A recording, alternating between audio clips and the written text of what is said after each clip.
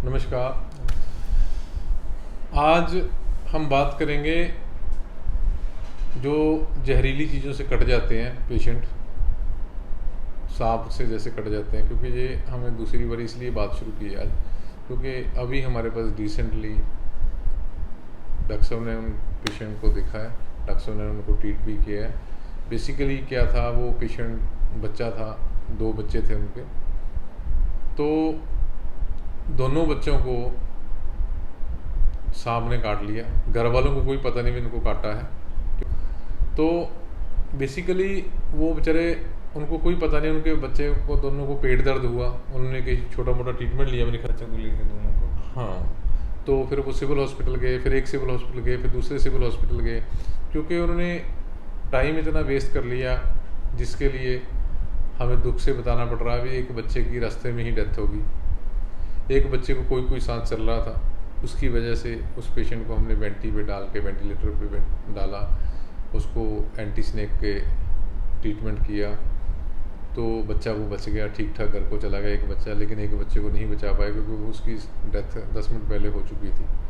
सो इन चीज़ों में डॉक्टर साहब लोगों को कैसे बताएं भी वो कैसे ध्यान रखें भी इसको सांप ने ही काटा है या कुछ, मतलब कि क्या क्या मतलब प्रिकॉशन रखें जिसमें मरीज को, घर वालों को तो बेचारे को पता नहीं होता भी इसको सांप ने काटे। क्योंकि कई बार क्या होता है, सांप ने काटा, उनको लगता कुछ चीज़ लड़ी है छोटी मोटी, वो फिर ऐसे करके रात को फिर दोबारा सो जाते हैं। उनको जब प्रॉब्लम आती है उस समय ना तो डॉक्टर को बेचारे को पता, निशान कहीं दिखाई दे, सांप दिख गया, फिर तो अगले को पता चल जाता है भी सांप ने काटा है। तो ऐसे हमारे पास पहले भी एक पेशेंट आया था ऐसे, जो उसको हमने रखा, उसको भी पता नहीं था कि उनको सांप ने काटा है। तो कैसे लोग खुद अपना ध्यान रखें जिसमें वो जल्दी इसका ट्रीटमेंट ले सकें और कल को ना दिक्कत आए ऐसी जैसे अब हुई है।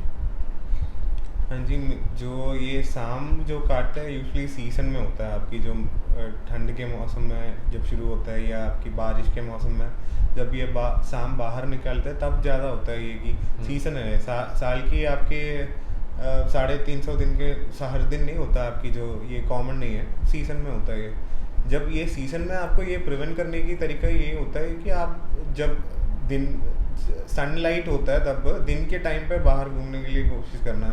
और जैसे आप यहाँ पे जितना मैंने देखा है, ओपन एयर डिफिकेशन भी एक कारण होता है। घर पे टॉयलेट नहीं है तो कभी किसी को खेत में जाना पड़ रहा है तो वहाँ पे भी रात के टाइम पे जाता है तो पता नहीं चलता है कि ये हो गया है।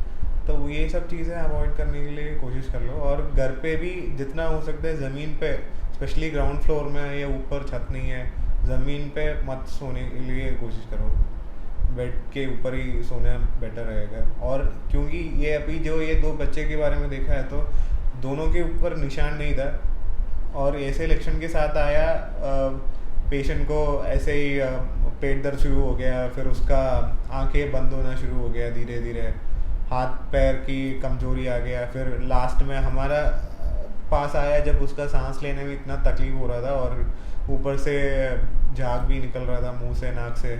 ये सारा लक्षण है कि आपका जो सांप की जो इसकी वेनम के साथ आपको ये नाड़ियों की पैरालिसिस हो जाती है और सांस लेने के लिए डायफ्राम की पैरालिसिस हो जाएगा।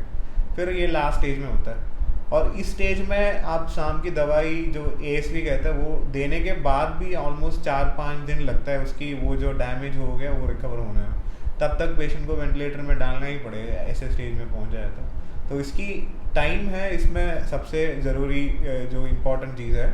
इतना प्रॉब्लम प्रोग्रेस करने के पहले ही उसका इलाज शुरू करना है। ASV जो देना है, जितना पहले दोगे उतना वेनम जाके उसकी डैमेज उतना कम होगा और इतना जल्दी रिकवरी होगा, वेंटिलेटर में डालने की ज़रूरत ना पड़े उसको। ये कि बट ज़्यादा लोग क्या कहते हैं, जो आपका देसी दवाई के पीछे जाता है या कोई इधर जो ट्रीटमेंट फैसिलिटी नहीं है वहाँ पे ज़्यादा टाइम निकाल लेता है, फिर सही जगह ट्रीटमेंट मिलने में डिले हो जाता है और इसमें ट्रीटमेंट और आउटकम में काफ़ी असर पड़ता है उसकी वजह से। क्योंकि जैसे ये पेशेंट भी, बच्चे भी आए हैं, मेरे ख्याल से इनको 4 बजे स्नेक बाइट हुआ 3-4 बजे। यहाँ पे पहुँचा 12 बजे के। हाँ, 4 बजे इनके पेट दर्द हुआ, घंटा आधा घंटा पहले बाइट किया होगा। तो हमारे पास 11-12 बजे पहुँचे, 1 बजे है ना, 12 बजे के 12 हमारे पास 12 बजे पहुँचे। ये देखो आप, 4 बजे पेशेंट के सुबह होता है और 12 बजे हमारे पास पहुंचता, 8 घंटे बाद। जबकि यहाँ से आना भी हो, पेशेंट सीधे आना हो तो मेरे ख्याल से घंटे का रन भी नहीं है। तो ये चीज़ें अब हमें दुख भी लगता है, एक बच्चे को हम नहीं बचा पाए। बेसिकली क्या है, ये चीज़ें आपने खुद भी ध्यान रखनी है। अगर बच्चे को या बंदे को किसी को भी आपने लगा भी इसके कोई, ये तो आपको लग गया, देख लिया आपने कि सांप ने काटा। देखो सांप मेरे ख्याल 90% तो लगता है कि जहरीले नहीं होते कई बारी, उसमें तो आपको टेंशन नहीं है, कोई आपको ऐसे डॉक्टर नहीं है भी आपको बिना वजह से कोई ट्रीटमेंट देगा, कहीं नहीं देगा। चाहे आप सिविल में जाएंगे, चाहे प्राइवेट जाएंगे, सरकारी जाएंगे, ये नीड होगा दे देगा, नहीं तो आपको भेज देगा घर पे जाकर, बजाओ, आपको टेंशन वाली बात नहीं है। अदरवाइज़ जब भी आपको लगे भी इसको खून की उल्टी आ रही है, पेट दर्द हो गए, नहीं ठीक हो रहा है, या थोड़ी थोड़ी सांस की दिक्कत आनी शुरू हो गई, या हाथ पैर में चलना कम हो गया इनका, बच्चे को थोड़ी दिक्कत आ रही, तो अच्छे हॉस्पिटल में ज़रूर जाओ, क्योंकि ऐसे ना हो जब तक आप पहुँचो हम उसको बचा ही ना पाए। क्या नहीं सर? जो शाम काटता है, मैं बताऊँ, जो जब शाम काटते हैं, मेन चीज़ है आपकी 48 आवर्स की या कम से कम 24 घंटे की ऑब्जर्वेशन चाहिए।